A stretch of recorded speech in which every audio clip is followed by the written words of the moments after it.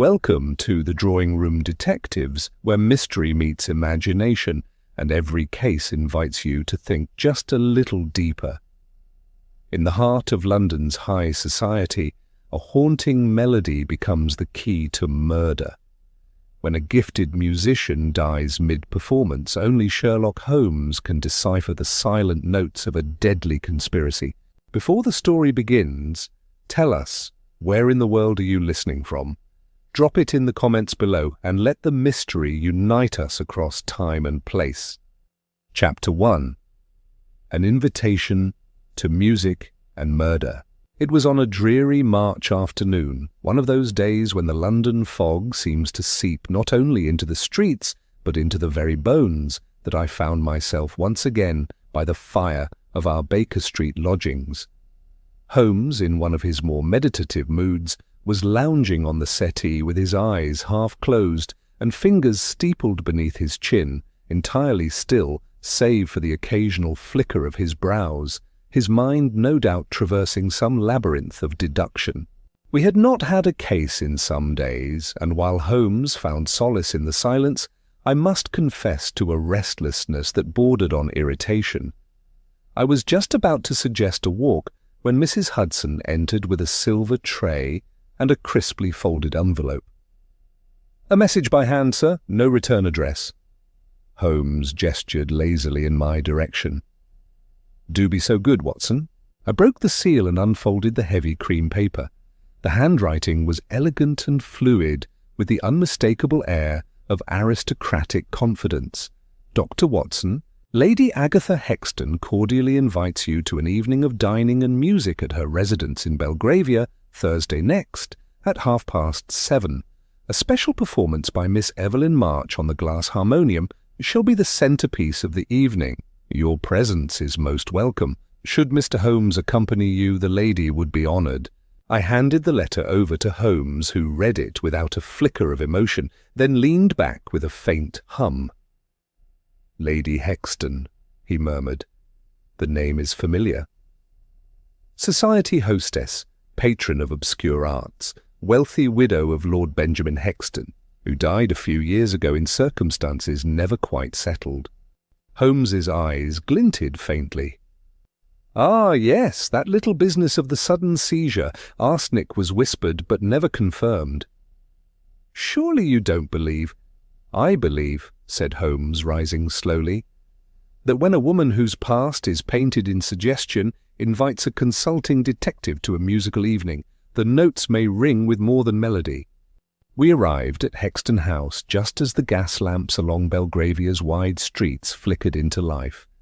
The house itself loomed elegant and austere, with towering windows and ivy curling over stone like fingers that refused to release their hold. Inside, everything sparkled, cut glass chandeliers, polished wood, and laughter that tinkled like crystal. The drawing-room was filled with a refined gathering of London's upper crust, minor royals, artists of name, politicians with toothy smiles. Holmes was eyed with curiosity. I was received with warmth. Our hostess, Lady Agatha Hexton, swept toward us in a gown of deep violet and jet beading, a smile curving her rouged lips. "Dr. Watson, Mr. Holmes, you honour my humble gathering." Holmes inclined his head. "The pleasure is ours, Lady Hexton. I understand we are to be treated to a rare instrument." "Indeed, the glass harmonium. A marvel, is it not? It is said even Mozart found its tones unearthly." Her eyes glittered with something unreadable. "Miss Evelyn March shall perform shortly. She has an affinity for the strange." The music room was unlike any I'd ever seen. Walls of deep green velvet, golden sconces, and in the centre a strange device that looked as if it belonged in a dream or a madhouse. The harmonium gleamed under the soft lights, its array of rotating glass bowls glistening like spun ice. A faint, almost humid chill hung in the air. Miss Evelyn March was introduced with the kind of murmurs reserved for living myth. She was pale, with hair the colour of moonlight, and a gaze that seemed too knowing for her youth. She took her seat at the instrument without a word, her fingers poised with almost reverent delicacy. Then the music began. It was not music, as one normally understands it, not a melody one could hum or repeat, but rather a series of trembling tones that seemed to echo inside one's skull. I felt my pulse stutter, and around the room I noticed guests exchanging uneasy glances, as if they too felt something shifting under their skin. And then, suddenly Miss March faltered. Her hands jerked. Her eyes went wide. A sharp, wet gasp escaped her lips. She stood, stumbled a step forward, then collapsed with a terrible, high-pitched wheeze.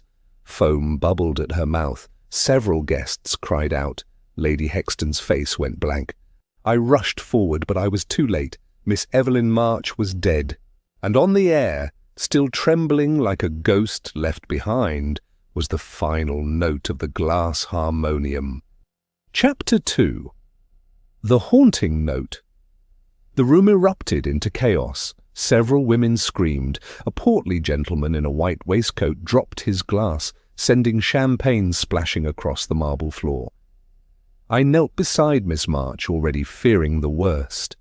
Her limbs had gone slack, and her eyes, once full of eerie intensity, stared sightlessly at the coffered ceiling.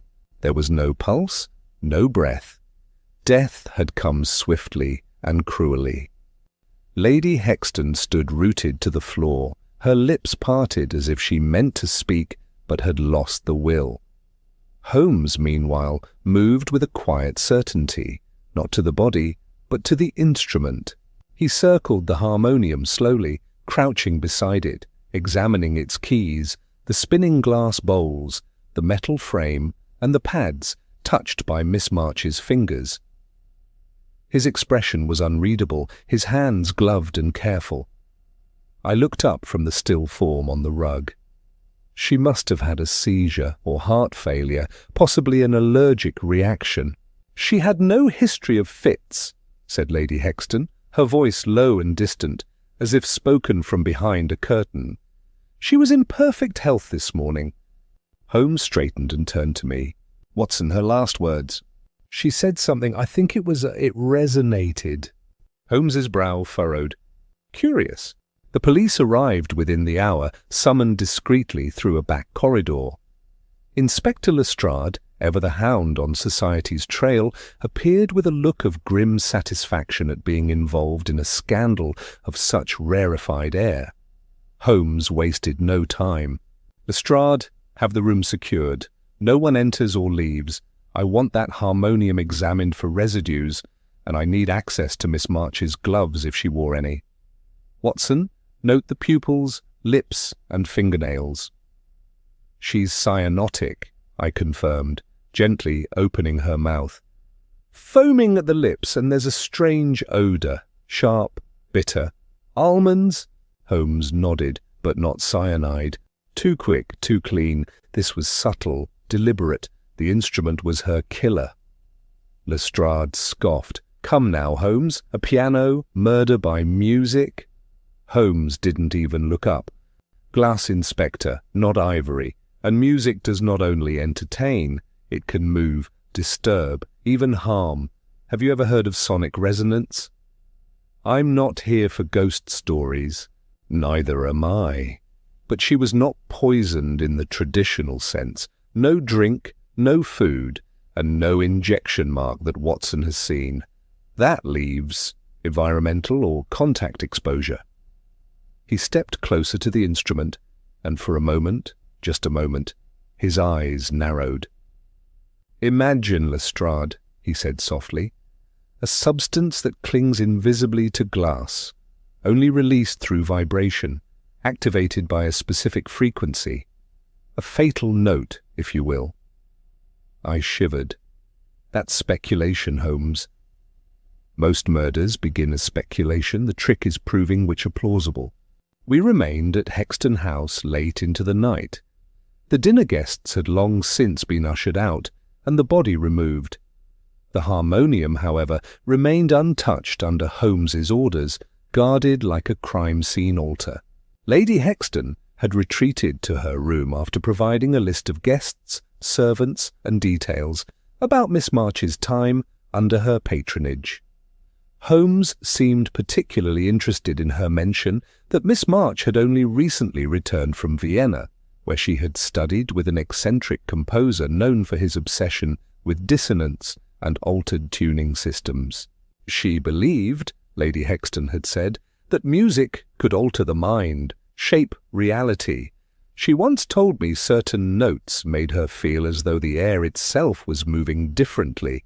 Mad, perhaps, but brilliant. That night, as Holmes smoked contemplatively by the window of our guest room, I asked what troubled him. "It's not just how she died," he said. "It's why. Evelyn March wasn't simply an unfortunate musician. She was a messenger. That piece she played, modified, I suspect, was her warning." "Warning of what?" "That," Holmes murmured, "is what we shall now discover." Chapter 3. The Instrument of Death. Morning in Belgravia dawned grey and unsettled, the kind of chill that clings to old stone and older secrets. I awoke to the muted rustle of papers and the sharp scent of Turkish tobacco. Holmes was already dressed, seated at the small writing desk in our guest room, poring over a series of notes he'd made in the margins of Lady Hexton's guest registry. "Up at last, Watson. Good. I'll need your steady hands today." "For what?" I asked, stifling a yawn. "Surely you're not planning to dissect the harmonium?" Holmes glanced up, his eyes bright with a peculiar tension. "Not quite. But if I'm correct, we're dealing with a device far more complex than mere keys and strings. That instrument is no longer a musical curiosity. It is a murder weapon." He stood and strode toward the door. "Come, Lestrade awaits us downstairs, and I believe the key to the mystery lies not in the performer, but in the notes themselves." We returned to the music room, now cold and silent. The glass harmonium sat beneath a velvet dust cloth, draped like a casket.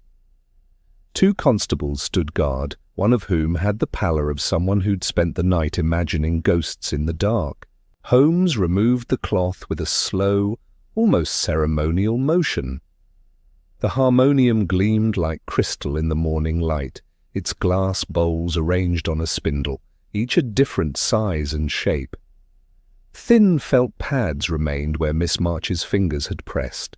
"I've studied these instruments before," Holmes said, bending close. "The vibration is produced by friction against moistened fingers, but what if someone coated the rims thinly, invisibly, with a substance that reacted only when vibrated at a precise frequency?" "A contact toxin?" I asked, kneeling beside him. He nodded. "Exactly. Not ingested, not inhaled, transferred through touch, absorbed through the skin, then triggered by the very act of playing." He pointed to a faint smudge on the largest bowl. "Observe, a crystalline residue, barely visible to the naked eye." I examined it through my pocket magnifier. "It's there, but I can't identify it." "You won't," said Holmes. "It's no known compound in our London apothecaries. I've taken the liberty of sending a scrap to Stamford at St. Bart's. He has a keen eye for obscure toxins." Lestrade arrived then, his expression a mixture of scepticism and irritation. "Well, Holmes, you've poked and sniffed at that wretched thing for hours. What does it tell you?" Holmes rose, brushing glass dust from his hands. That this was no accident. Miss March was meant to die during the performance, and not just at any moment, during a specific passage, which means the composition was tampered with. Someone altered the sheet music. Lady Hexton, who had been silently observing from the doorway, spoke at last. The piece was an original, composed by Julian Crowthorne. Evelyn brought it with her from Vienna. Holmes turned to her. "Do you still have the score?" She hesitated. "I believe it is still on the stand." Holmes moved swiftly to the instrument and removed the sheet. His eyes scanned the notations with the efficiency of a trained decipherer. Crowthorne's signature style, he said, but here, these bars, modulated into a frequency range few composers would dare approach, repeating harmonic intervals that create dissonant oscillations, meant to disturb, to unsettle. He tapped the final passage. And here, the high F, repeated 3 times in succession. Likely where the reaction occurred. You think the music itself activated the poison? Lestrade asked. Holmes turned toward him. I think the music was the delivery system, and whoever tampered with this piece understood exactly how to weaponize it. He looked at Lady Hexton.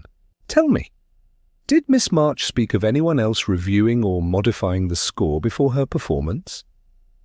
Lady Hexton's face twitched, only slightly. She mentioned that Crowthorne sent her the original, but she may have made some changes herself. Holmes arched an eyebrow. She altered her own death? Perhaps not knowingly, Lady Hexton said, her voice low. Or perhaps she knew something we did not. Holmes was quiet a moment. Then I shall need to speak with Mr. Crowthorne, immediately. That afternoon a telegram was dispatched to Vienna, but as luck or fate would have it, we soon learned that Julian Crowthorne had recently arrived in London and was staying not far from Belgravia, in a rented suite above a small concert hall in Kensington. Holmes turned to me as he pulled on his gloves. A dead woman plays a death song composed by a secretive genius on an instrument that vibrates poison through air and touch. Tell me, Watson, do you not hear the music of murder?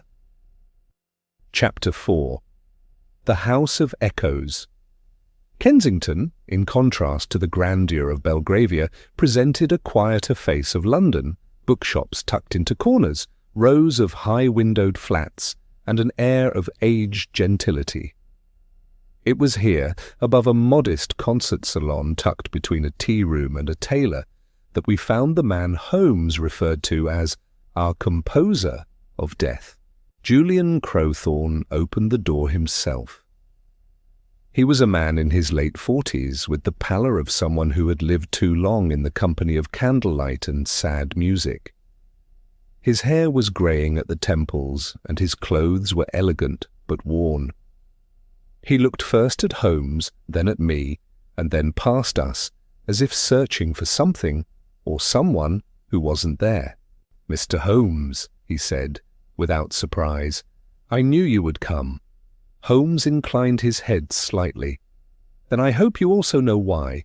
Crowthorne turned away, waving us in. The flat was small but meticulously ordered, a baby grand piano in one corner, shelves of musical scores, and a writing desk covered in ink stains and scratched-out staves. On the wall hung framed portraits of composers and an oil painting of a woman with pale hair and melancholy eyes. Evelyn March. She was my pupil, he said, catching my glance. And once, much more. You composed the piece she played at Lady Hexton's dinner, Holmes said, without ceremony. Did you alter it before she performed? Crowthorne shook his head. No, I sent her the score months ago, a piece I called Vibratio Mortalis, purely theoretical, based on studies of subharmonics and the influence of musical intervals on neural pathways. It was never meant to be performed. Holmes narrowed his eyes. You sent her a composition you believed could harm someone? It was meant as a warning, Crowthorne said, slumping into a chair. A lesson in restraint. I didn't think she'd ever actually play it in public. But Evelyn was, how can I explain it, drawn to the edge of things. Her ability to hear tones others could not. It made her restless, curious. And yet she died, I said, only moments after playing it. Crowthorne's face twisted. Then someone must have changed the piece. It was dangerous in theory, but not lethal. Holmes held out the original score. Is this your handwriting throughout?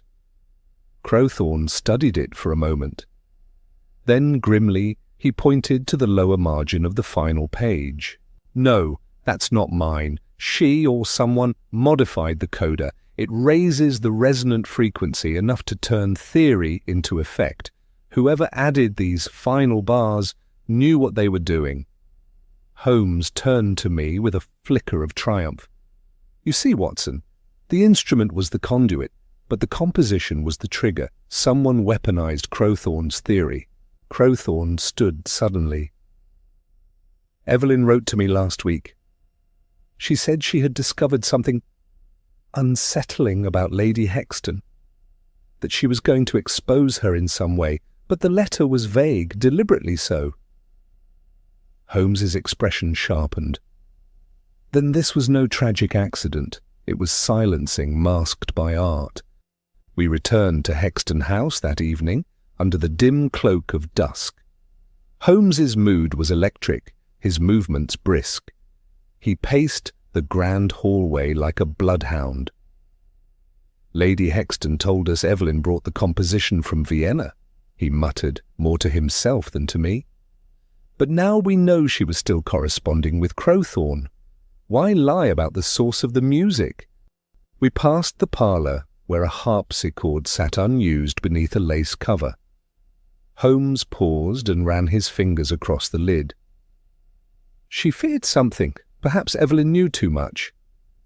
I glanced up at the second floor. Or perhaps someone upstairs feared her.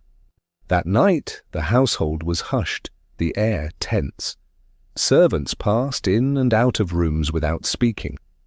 A chambermaid named Ada whispered to Holmes as we passed the servants' stair. I shouldn't say this, sir," she said, eyes wide. "But Miss March, she was frightened near the end, said there were sounds in her room at night, tones, vibrations, said the harmonium wasn't resting." "She meant the instrument was playing itself?" I asked, incredulous. Ada nodded. "Just little notes, not full songs, but they'd come at night, as if someone or something was testing it." Holmes thanked her and turned to me. "Not madness, Watson. Testing. Someone needed to fine-tune the harmonium to deliver the poison. Evelyn must have heard it and suspected." He glanced up the staircase. "We'll search her room, now." Miss March's quarters were modest, tucked at the rear of the upper floor. Her bed was neatly made, her few possessions arranged with care. On the writing desk sat a half-burned letter. Holmes read it aloud in a murmur. "The melody keeps changing. I no longer trust the silence in this house. She smiles too much when I talk of Vienna. If anything happens, look beneath the notes." Holmes lifted a corner of the writing blotter and found a folded envelope. Inside, a single sheet of music paper, notated by hand, but not with standard keys. The symbols were strange, esoteric, marked with triangles and dots, like a code layered over music. Holmes's voice was barely audible. "Ciphered notes. Evelyn hid something here." And with that, he turned to me, his eyes cold and clear. Chapter 5. Whispers in the Upper Rooms. Though the house was still and dim by the time we descended from Evelyn March's room, Holmes's mind was racing. He carried the ciphered music sheet like it was a burning ember, refusing to let it out of his sight. "Watson," he said in a clipped whisper, "we are past theories. This is the final stanza of a symphony of guilt. We must find the conductor." We returned to the study, where Holmes spread the coded sheet across a desk and began aligning it with the known composition Miss March had performed. I recognized some of the symbols from earlier ciphers Holmes had cracked.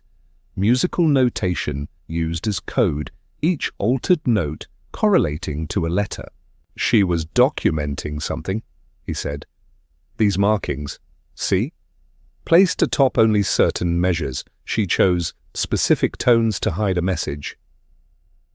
He worked in silence for several minutes, his brow furrowed in concentration. Then, slowly, the message revealed itself. "Lady H orchestrated LH's death. Hidden poison glass, tuned to kill. I altered the final piece. If I die, she feared my silence more than my words. I felt a chill creep down my spine. L.H.? I asked. Her husband? Holmes nodded grimly. Lord Hexton, the rumours were true, Watson. Evelyn must have discovered that he didn't die of natural causes, that Lady Hexton poisoned him and used the glass harmonium once before, and now she has done it again. Just then, a faint knock at the door startled us. It was Ada, the maid, looking even paler than before. There's something else, sir, she said, twisting her hands. I didn't want to say it in front of the others. Holmes gestured for her to come in. I found this in the servants' wing, on the floor beneath the laundry chute. I think someone tried to hide it. She handed Holmes a folded sheet of music paper, torn at one edge and smudged with soot. Holmes unfolded it and let out a quiet breath. It's the original ending of the composition, the one Crowthorne wrote. See here, no repetition of the high F, no lethal intervals. He turned to me. Which means someone removed this sheet and replaced it with the altered one Evelyn performed. Ada cleared her throat, hesitating. And I saw something else. 2 nights before the dinner, I passed the music room on my way to the cellar. I heard the harmonium being played. Just a few notes. When I looked in, Lady Hexton was sitting at it, wearing gloves. Holmes's expression did not change, but I recognized that peculiar stillness, like the moment before a trap springs shut. Thank you, Ada, he said. You've been more helpful than you know. Later that evening, Holmes and I sat in the grand salon, the glass harmonium looming silent and cold before us. Lady Hexton entered precisely on the hour, dressed in mourning black with a silver brooch pinned at her throat. Mr. Holmes, she said with a faint smile, I trust your investigations have yielded some clarity. He rose from his chair. Indeed, Lady Hexton, I believe Miss March's death was no accident, and I believe you know why. Her smile didn't falter, but her eyes narrowed just slightly. That's a dangerous accusation. No more dangerous, Holmes replied, than lacing a harmonium with a resonant contact toxin derived from Himalayan botanicals, triggered by modified frequencies, specifically written into the final bars of a musical piece you insisted be played at your dinner party. Silence fell. You were the last person with access to the sheet music. You dismissed your servants early, and you, Lady Hexton, were seen playing the harmonium days before the performance, testing it. You have no proof, she said. Holmes stepped aside. On the contrary, Miss March left us her voice, encoded but clear. She named you in a cipher written over the very music you tried to use against her. And we've recovered the original, unaltered ending that you discarded down the laundry chute. Lady Hexton didn't move, not even a tremor in her jaw. Then she turned to the harmonium and gently touched the rim of one of the glass bowls. Her gloved fingers made no sound. I did what was necessary, she whispered. My husband was cruel. Evelyn was clever, but she wasn't loyal. She threatened to bring it all down. She turned to face us. Would you destroy a house to punish a single termite? Holmes's face was unreadable. Your metaphors won't help you now. Footsteps echoed from the hallway. Lestrade entered with 2 officers close behind. Lady Hexton stood with the quiet dignity of the condemned. As she was led away, her hand passed near the harmonium one last time. The glass shivered faintly. Chapter 6. A Poison Like No Other. The following morning, back at Baker Street, I found Holmes already dressed and hunched over the chemistry bench he kept near the window. The coded message and both versions of the music score lay spread beside a pair of stained gloves, a folded telegram, and 3 shallow dishes of glass shards taken from the harmonium. The air smelled faintly of something sharp, almost metallic. He didn't look up as I entered. "Stamford has confirmed my suspicions," he said quietly. "The residue on the Harmonium bowls contains the traces of a neurotoxin virtually unknown in Europe. It originates from the crushed seeds of the Chopal vine, native to the eastern Himalayas. A rare and bitter poison, slow-acting unless activated." I took a seat opposite him. "Activated? You mean—" "Vibrations, Watson. The molecular bonds within the compound are destabilized by high-frequency resonance. Played in the correct sequence, at a particular pressure, it becomes volatile. The harmonium wasn't merely an instrument, it was the trigger." I blinked. "And Evelyn? She altered the ending to protect herself? Or—" "No," Holmes said. "That's the most tragic part of all. Evelyn did alter the piece, but not to protect herself. She believed she was exposing Lady Hexton by weaving in the resonant pattern that matched the music heard during Lord Hexton's death, an echo of the murder she'd uncovered. But she did not know Lady Hexton had already tainted the instrument." He paused, then added more softly, "She believed she was unveiling a crime, not walking straight into one." There was a moment of silence between us as I absorbed the terrible irony. Holmes continued, pacing now. "What's more, Lady Hexton never intended to use this method again." Evelyn forced her hand.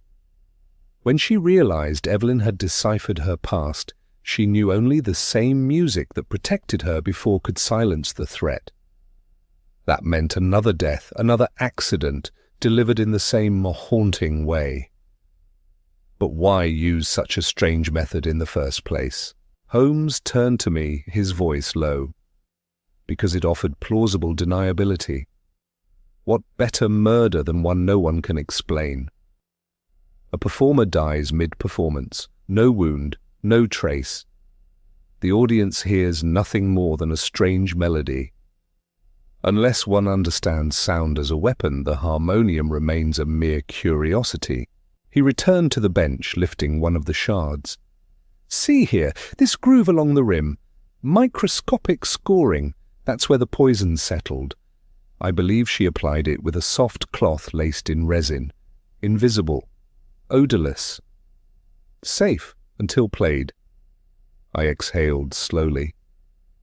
"And it stayed dormant all that time?"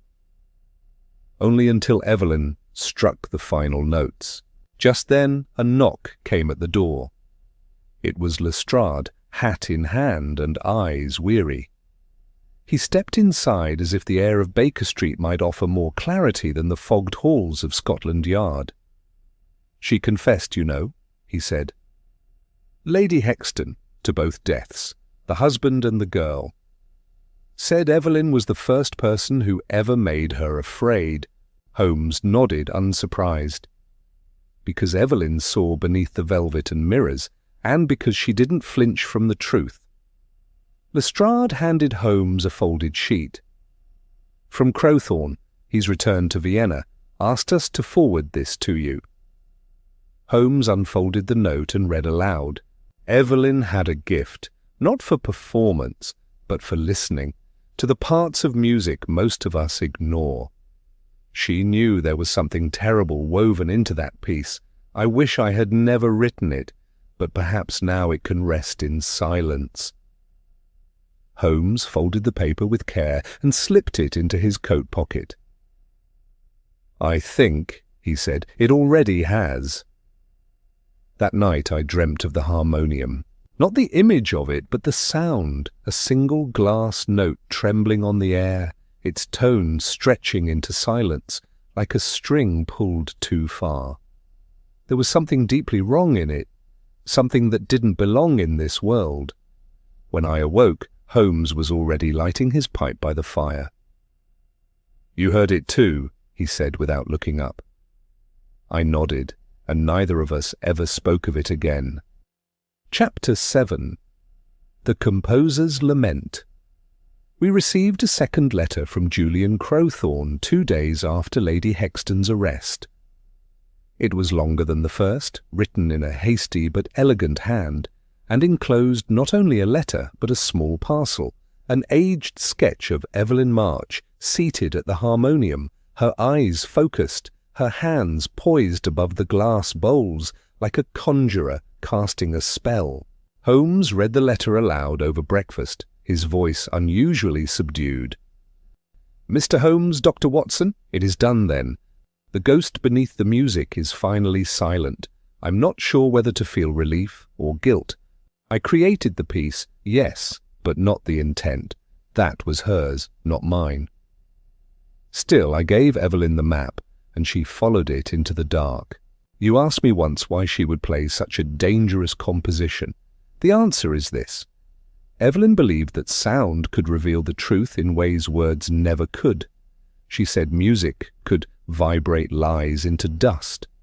She wanted the world to hear what she had learned, wanted Lady Hexton to feel the same terror she had imposed upon others. She altered the composition only slightly, just enough to echo the original melody Lady Hexton played the night her husband died. Evelyn believed someone would remember. She gambled on memory as her justice.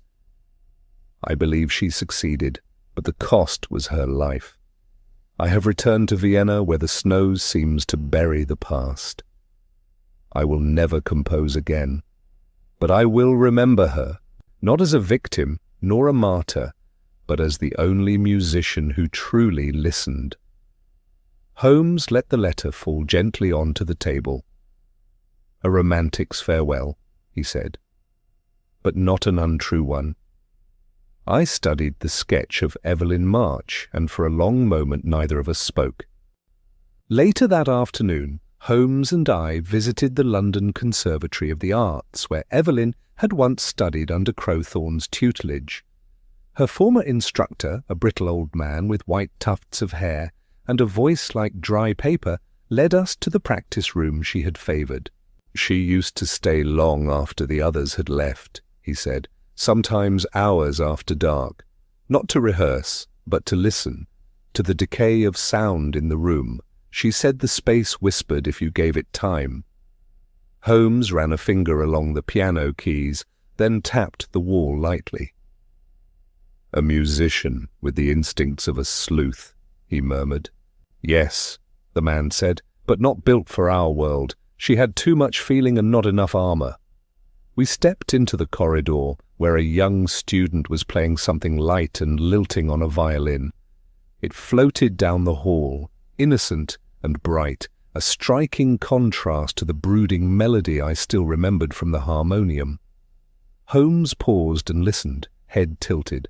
"That," he said at last, "is music meant to forget." That night I found him by the fire again, pipe in hand, gaze distant. "You believe Evelyn meant to die, don't you?" I asked quietly. He didn't answer immediately. "I believe she hoped to survive, but prepared to perish. That is the difference between the brave and the reckless." He tapped the end of his pipe against the ashtray. "She knew the harmonium had already been touched. She must have suspected it. But the truth mattered more, even if it came at the price of her life." I looked toward the window, where rain whispered against the glass. "A haunting death," I said. Holmes gave a wan smile. And yet, in her final performance, she exposed a killer. He turned back to the fire. "Sometimes, Watson, justice arrives not in courtroom, but in chords." Chapter 8. Discord among the elite. Although Lady Hexton was safely under lock and key, Holmes was not yet finished. "You see, Watson," he said that morning over a plain breakfast of toast and tea, "murder rarely exists in a vacuum.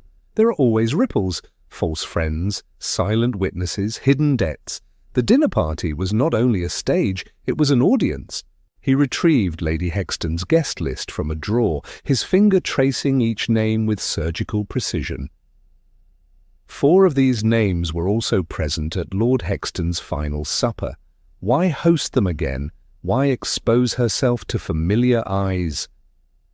I studied the list. You think one of them saw something the first time? Or did something? Holmes rose. We shall call on the Earl of Carewood this afternoon. He was a close friend of the Hextons and a patron of Miss March's recitals. I find his silence during this affair deafening.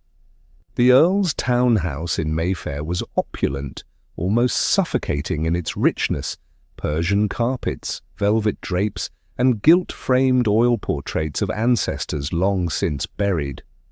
Lord Carewood himself met us in the library, a glass of brandy already in hand, despite the early hour. He was a man past his prime, but clinging stubbornly to its trappings, dyed hair, overly polished boots, and a smile that felt more like a habit than a choice. "Ah, Mr. Holmes, Dr. Watson, I suppose you've come about Agatha's little scandal." Holmes did not sit. "We've come about the death of Miss Evelyn March, and perhaps your memory of another death 5 years prior."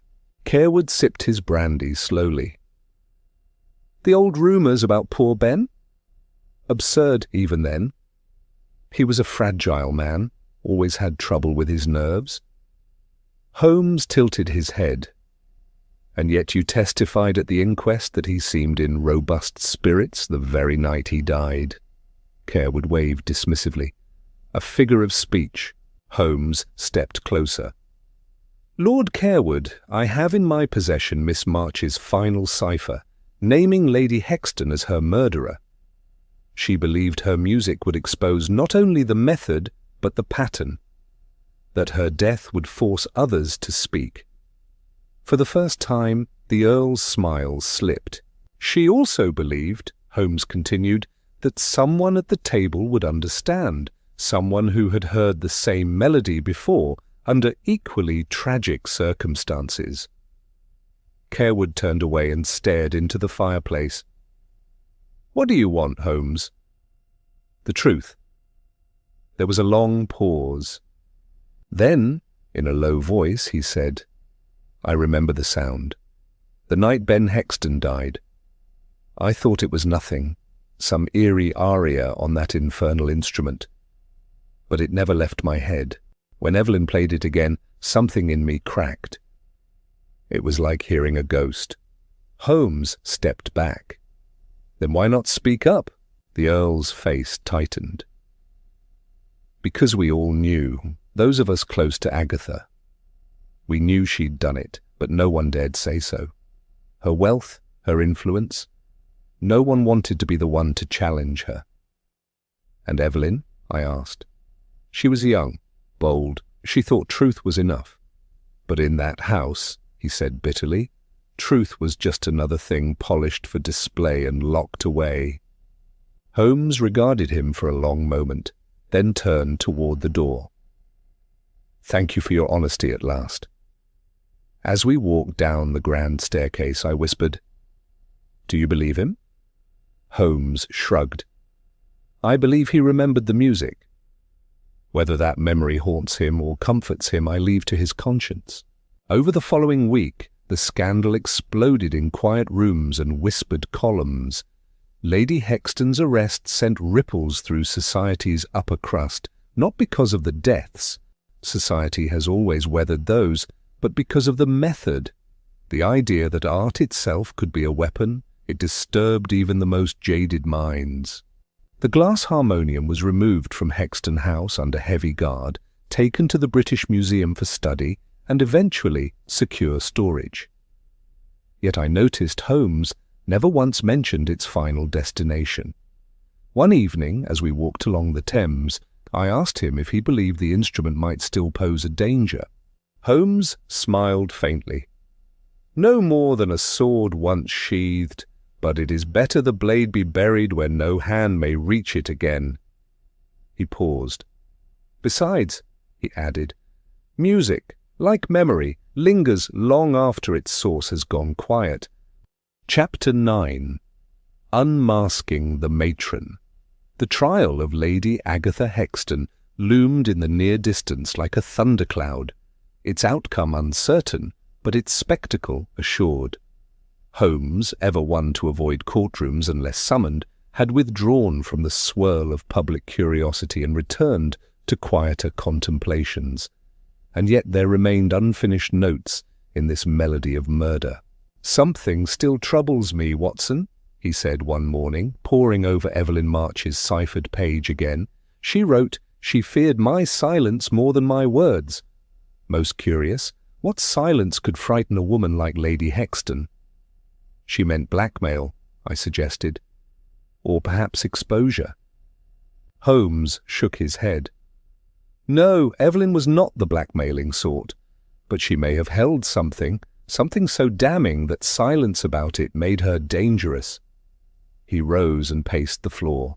"Consider, Lady Hexton committed murder once, and perhaps could have moved on. But she didn't. She orchestrated a second, more complex crime. Why escalate? Unless the first act of violence was incomplete, unless it concealed another, more shameful truth." I frowned. What could be worse than murdering her husband and protégé?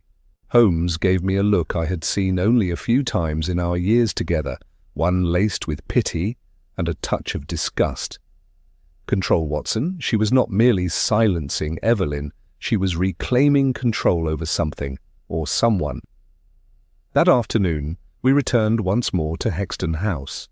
The police had concluded their search, and the great home now stood cold and unoccupied, awaiting sale or seizure.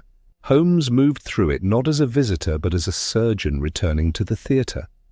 He stopped before the door to Lady Hexton's private parlour, the only room we had not thoroughly examined.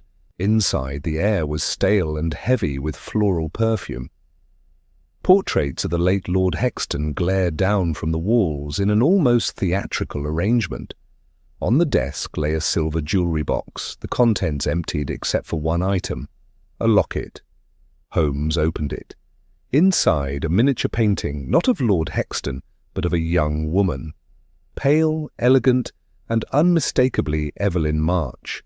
He showed it to me silently. Then he opened the desk drawers, searching until he found a stack of personal correspondence. Holmes sorted them quickly, his fingers skimming each envelope with surgical efficiency. Then he paused. "What have you found?" I asked. "A letter, torn and never sent." The paper was fragile, the ink blotched by what may have been tears or spilled perfume. The handwriting was Lady Hexton's. Holmes nodded, his voice low. "Evelyn was more than a protégée. She was Lady Hexton's ward, perhaps even her daughter, adopted quietly to preserve social reputation. Their relationship was tangled, half maternal, half possessive." He tapped the locket.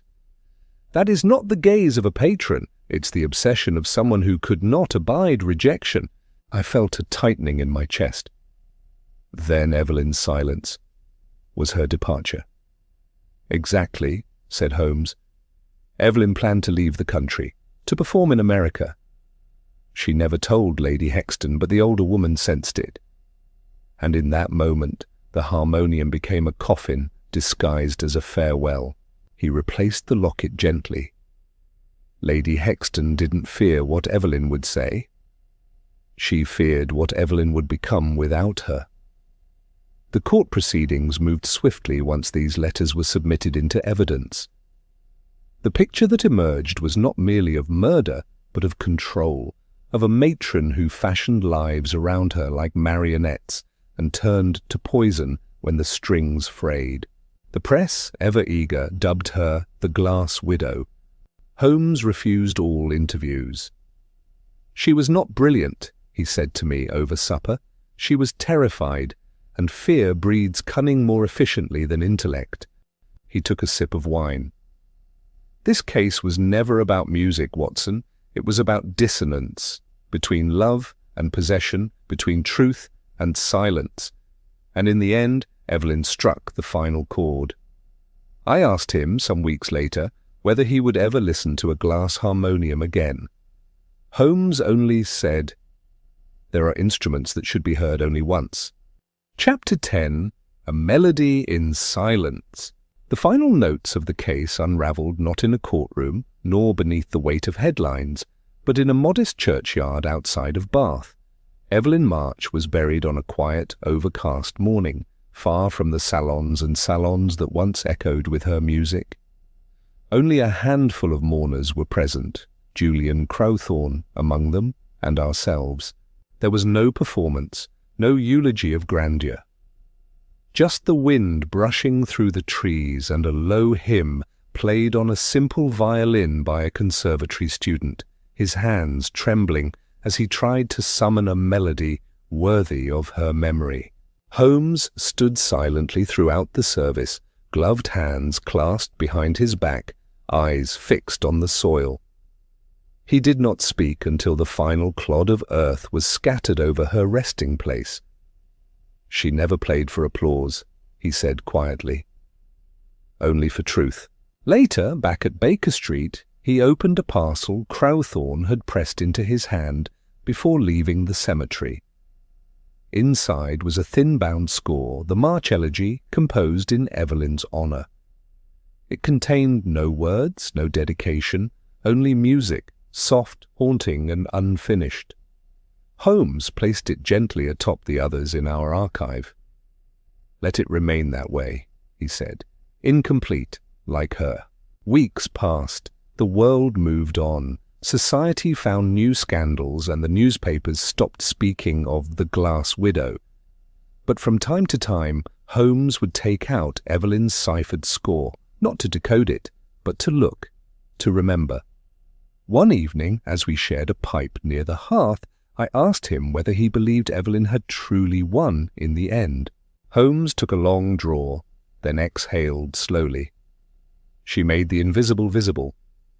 She forced the truth into sound. That is a form of justice, Watson, even if it came too late for her." I nodded. "And Lady Hexton?" "She lost everything," Holmes said. "Control, legacy, illusion. Evelyn's silence did what no accusation ever could. It unmasked the performance." He turned to me, his voice softer. "There is a melody, Watson, that plays in every lie. A subtle tension, barely heard. Evelyn heard it, and in answering with her own, she changed the tune of the world around her." We sat for a long while, saying nothing more. Outside, the wind brushed against the panes with the soft rhythm of breath and time, and inside, somewhere beneath memory and dust and fading echoes, the last note of Evelyn March lingered, unspoken, but never unheard. The notes have faded, the case has closed, but in the silence that follows, the truth still echoes. Thank you for joining us in unraveling the mystery of the glass harmonium, a tale of music, madness, and murder. If you love classic mysteries, chilling atmosphere, and brilliant deductions, don't forget to like, subscribe, and ring the bell for more cases from the Drawing Room Detectives. Until next time, goodbye, and may your curiosity always lead you to the truth.